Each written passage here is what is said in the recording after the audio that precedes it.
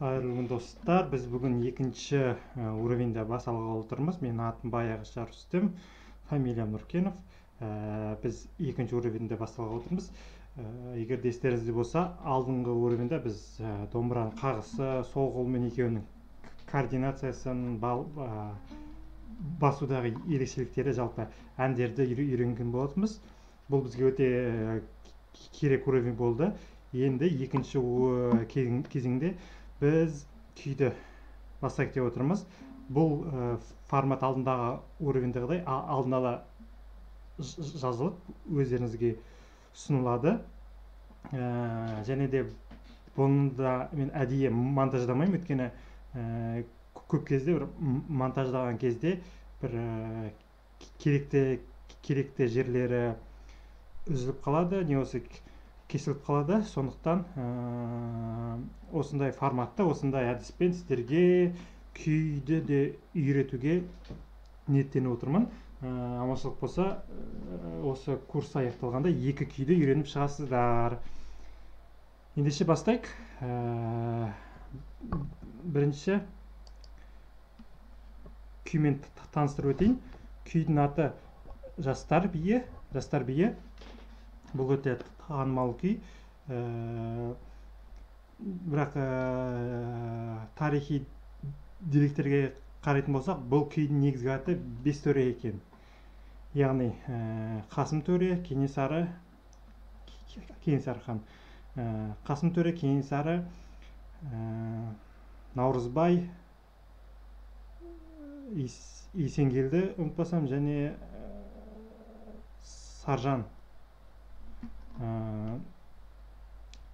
төрелерге арналған күй.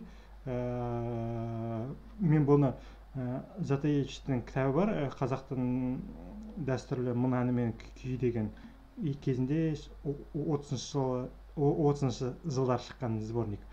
Сонда дәл осы күй осы нотасымен берілген.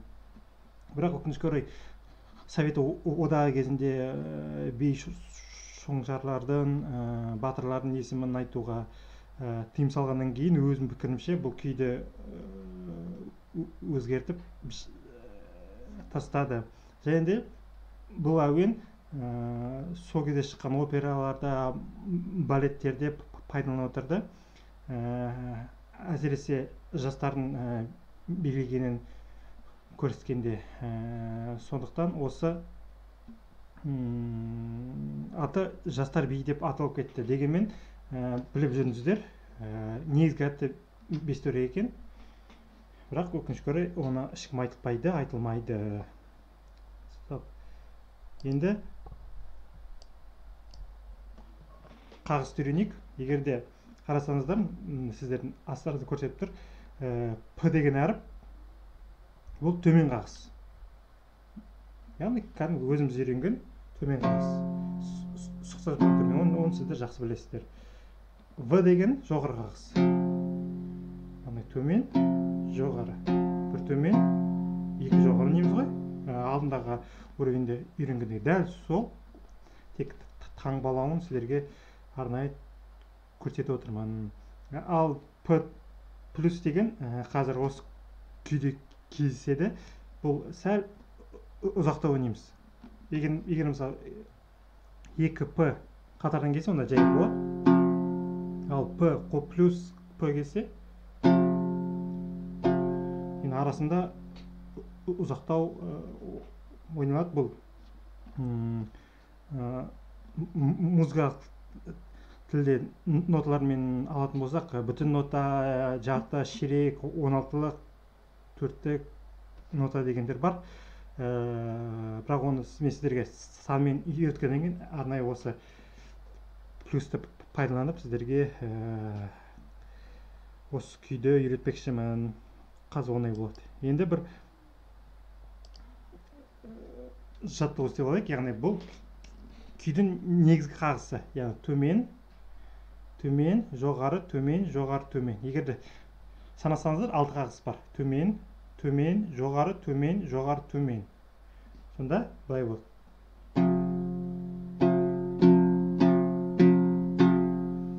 Төмен, төмен, жоғары, төмен, жоғары, төмен. Менімен қосып ойнасаңыздар, төмен, төмен, жоғары, төмен, жоғары, төмен, төмен, төмен, жоғары, төмен, жоғары, төмен.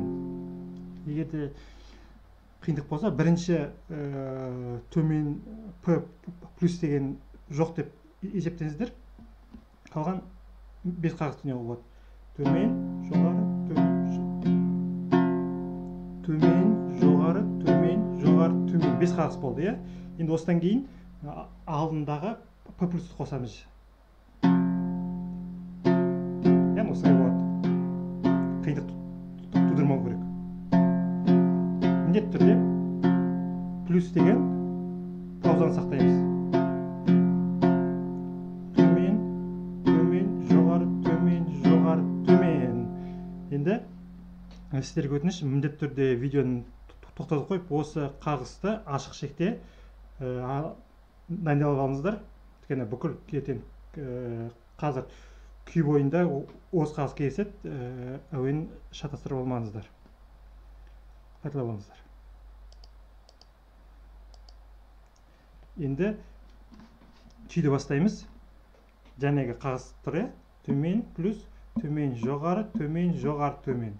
Егер де алдыңғы курсқа, алдыңғы уровеньға қатысқан болсаңыз, онда сіз білесіз, сызықтың астында біз үстіңгі шекте жазамыз. Сызықтың үстінде бұл астыңғы шектің пернелері. Ал 2-4 дегеніміз бұл бірінші, екінші, үшінші, төртінші пернелер. Яғни бірінші пернеден 19-шы пернеге дейінгі бұл сан.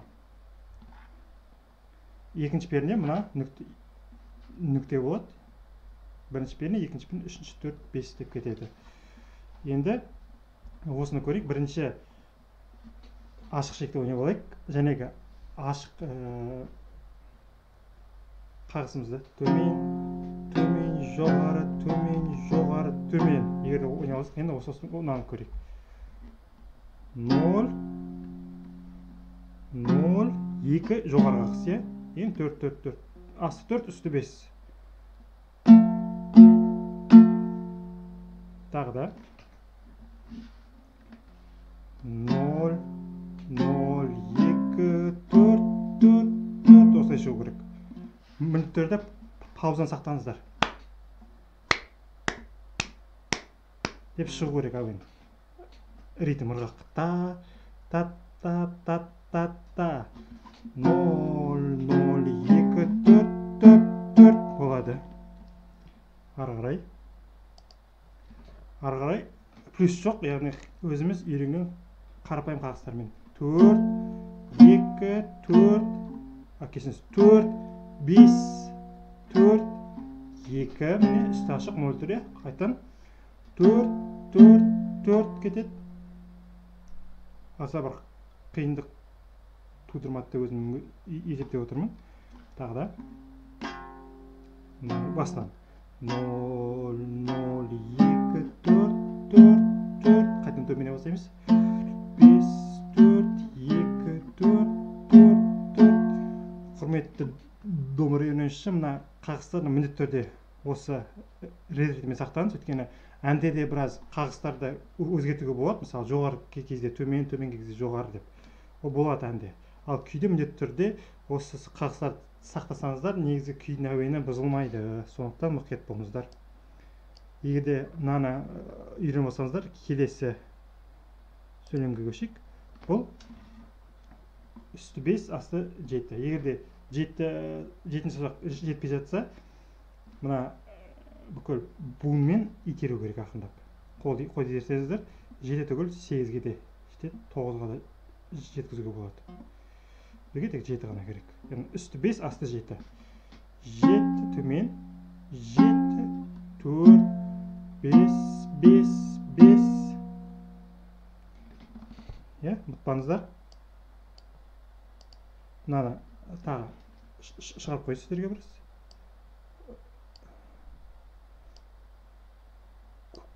Көз алдарыңызда тұру үшін, яғни 7 төмен, 7, 4, 5, 5, 5. Бұл үшінші сөйлем. Ұмытпаңыздар, үшінші сөйлем. Және төртінші сөйлем. Төртінші сөйлем. Егер қарасаңыз, дәл екінші сөйлемді қайталау. 4, 5, 4, 2, 4, 4, 4. Енді бұл месеге толық бір тартып берейін.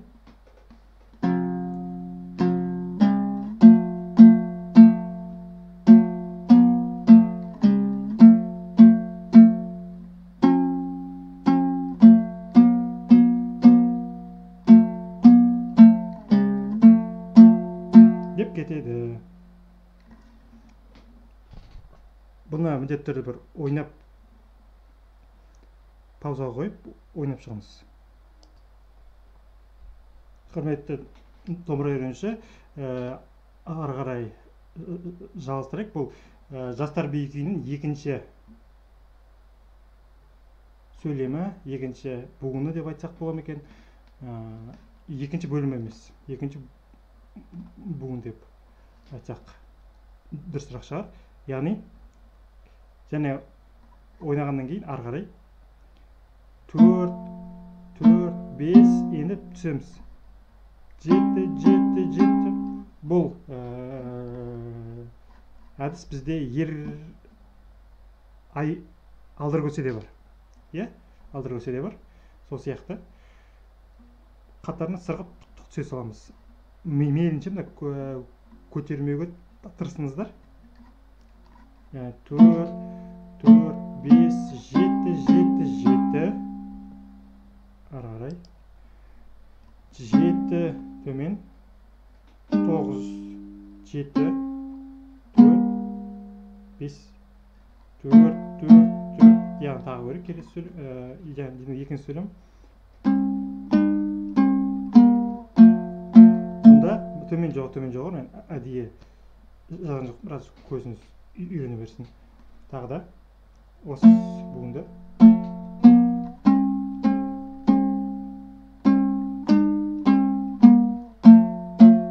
Деп кетеді. Енді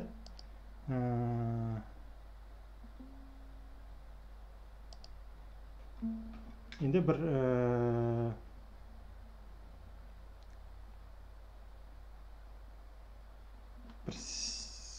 оңай жері бар. Егерде ары қарай ойнайын десеңіз, мына алдыңғы буынды ғана қайталай салуға болады. 7, 7, 4, 5, 5, 5, 4, 5, 4, 2, 4, 4, 4. Яғни алдындағы буындағы 4 сөйлем бар. Соның соңғы 2 сөйлем осы буында да қайталай салуға болады. Дәл солай болады. Бұл сіздерге жаттағанда, күйді түсінгенде біраз оңай болсын деген. Тағы да осы буынды.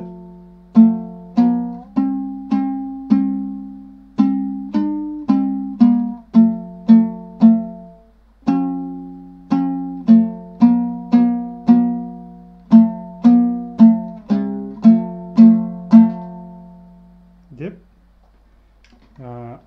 бір буын аяқталады. Енді мен сіздерге толық осы күйдің басынан осы жерге дейін бір орындап берейін. Сіздерге тура мен сияқты шығу керек.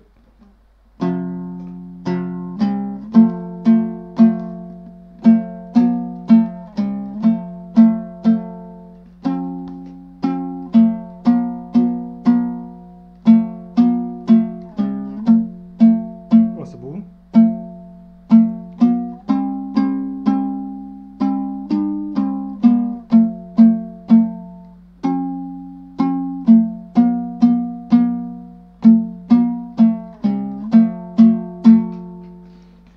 Міндетті түрде өз ойнаңыздар.